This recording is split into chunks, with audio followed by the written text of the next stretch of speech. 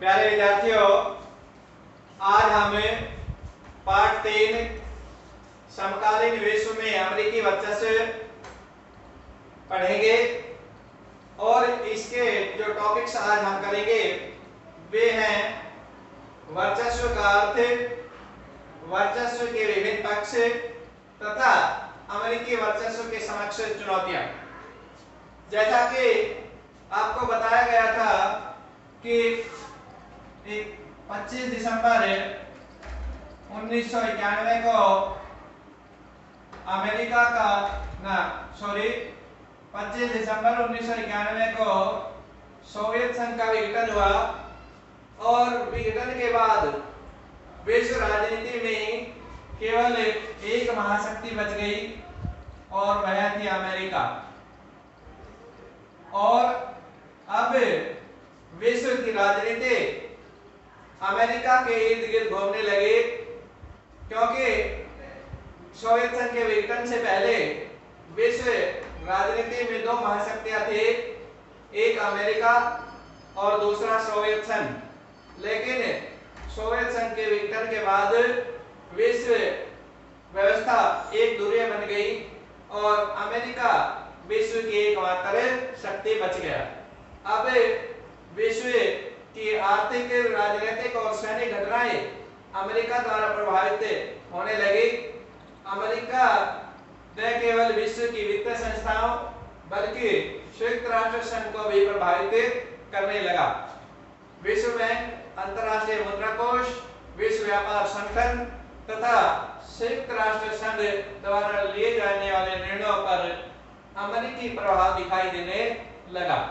इस प्रकार से सोवियत संघ के विघटन के बाद विश्व एक ध्रुवीय बन गया। तो जब विश्व राजनीति में कोई एक देश इतना अधिक शक्तिशाली बन जाता है कि उसका कोई प्रतिद्वंदी न रहे और विश्व की समस्त घटनाएं उस देश के निर्णयों से प्रभावित होने लगती है, तो उसे उस देश का वर्चस्व कहते हैं। यह वर्चस्व आर्थिक, राजनीतिक और सैनिक दृष्टि से स्थापित होता है। तो अमेरिका ने भी सोवियत संघ के विघटन के बाद सैनिक रूप से, आर्थिक रूप से और राजनीतिक रूप से विश्व में अपना वर्चस्व स्थापित किया और इस वर्चस्व के आधार पर अमेरिका विश्व की एकमात्र शक्ति बना।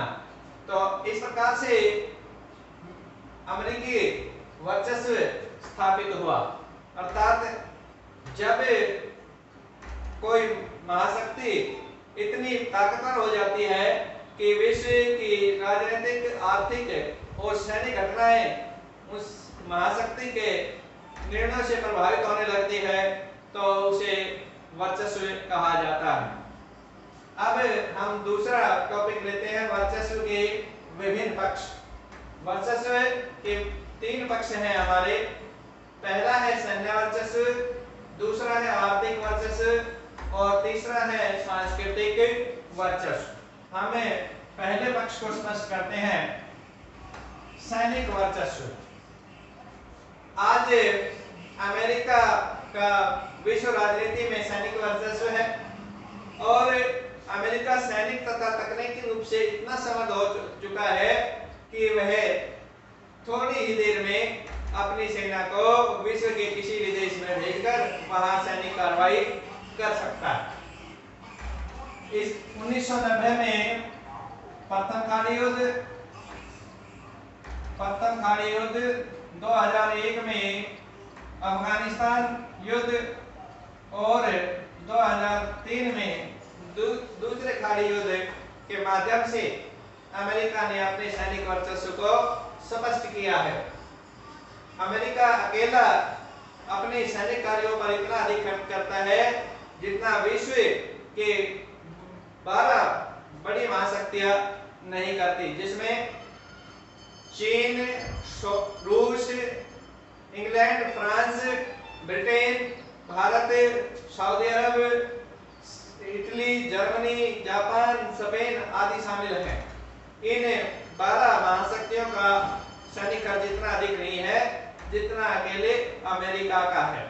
तो वर्तमान समय में अमेरिका सैनिक रूप से इतना अधिक समर्थ है कि वह विश्व के किसी भी देश को धमका सकता है या अपने अनुसार निर्णय लेने के लिए बाधित कर सकता है। वर्तमान में भी अमेरिका और चीन की आपस में तनाव चल रहा है और इस तनाव में अमेरिका को सैनिक शक्ति के कारण मदद मिली हुई है। दूसरा हमारा है आर्थिक वर्चस्व। जब कोई राष्ट्र या महाशक्ति अपने आर्थिक कार्यों से विश्व राजनीति को प्रभावित करने लगती है तो उसे उस महाशक्ति का आर्थिक वर्चस्व कहते हैं। वर्तमान में अमेरिका का विश्व राजनीति पर आर्थिक वर्चस्व है।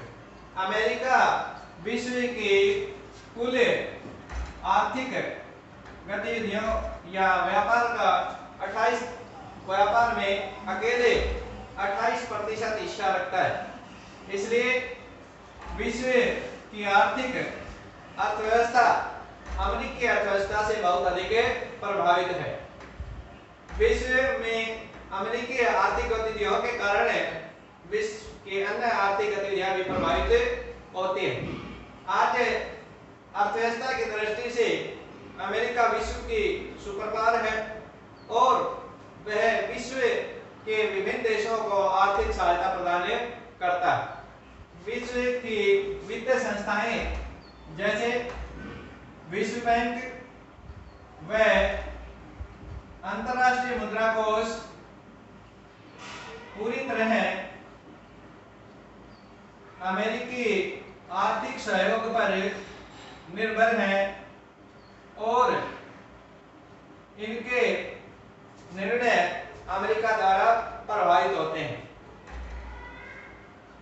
ये दोनों वित्तीय संस्थाएं उन देशों को ही आर्थिक सहायता उपलब्ध कराती है जिनमें अमेरिका की सहमति होती है। अगर अमेरिका की असहमति है तो ये वित्तीय संस्थाएं उन देशों को आर्थिक रूप से सहायता उपलब्ध नहीं कराती। तो इस प्रकार से व्यापारिक दृष्टि से भी अमेरिका विश्व की महाशक्ति है।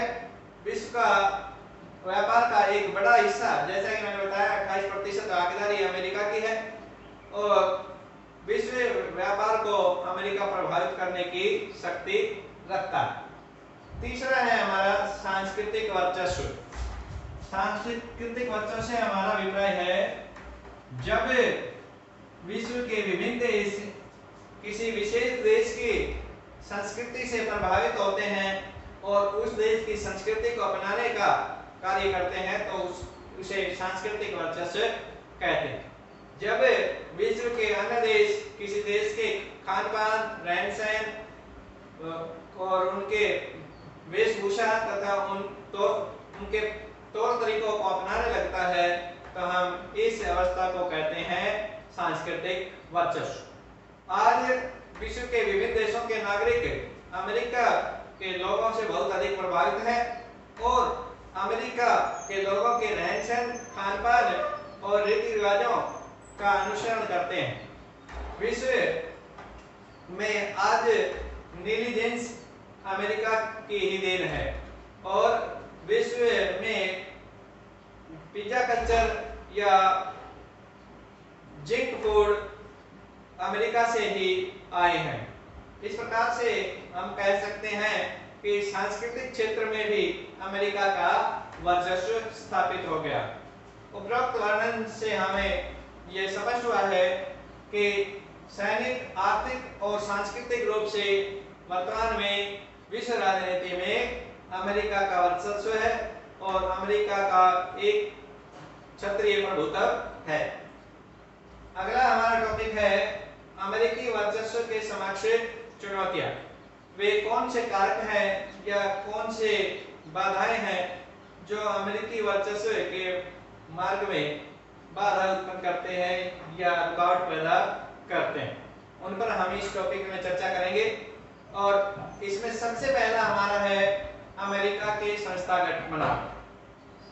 अमेरिका में विधायिका कार्यपालिका के मुखिया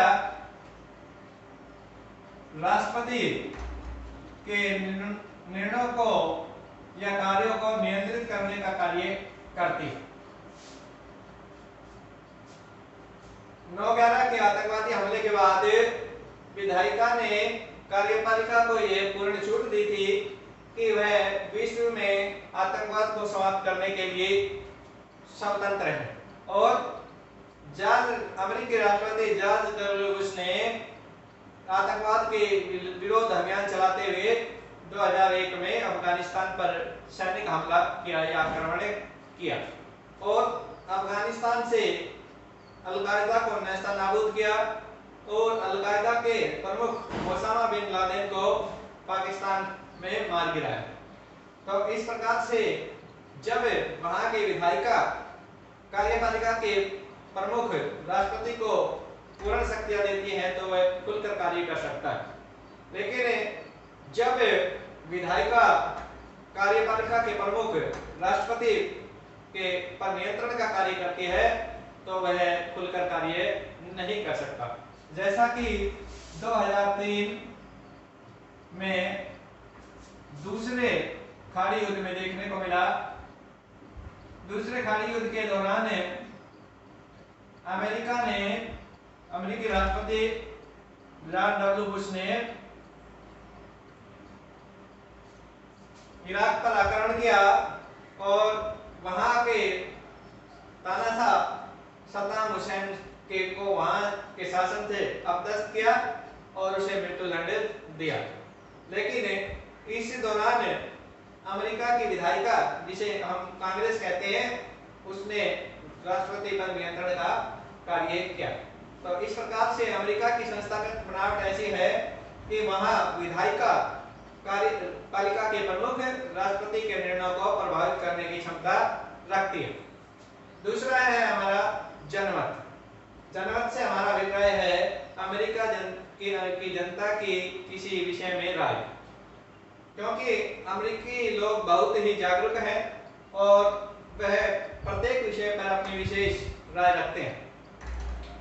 2003 के दूसरे खाड़ी युद्ध के विषय में भी वहां के जो लोगों की राय थी वह यह थी कि अमेरिका को इस युद्ध में नहीं पड़ना चाहिए था। वहां अमेरिका में प्रेस जिसमें समाचार पत्र, पत्रिकाएं, दूरदर्शन और टीवी आता है वो स्वतंत्र है। कार्यपालिका और विधायिका का उन पर प्रभाव नहीं है, इसलिए वो भी जनमत के निर्माण में महत्वपूर्ण भूमिका निभाते हैं। और अमेरिकी जनमत वहां की राष्ट्रपति को या कार्यपालिका को नियंत्रित करने का कार्य करता है। अर्थात अमेरिकी जनमत अमेरिकी वर्चस्व के रास्ते में एक रुकावट है।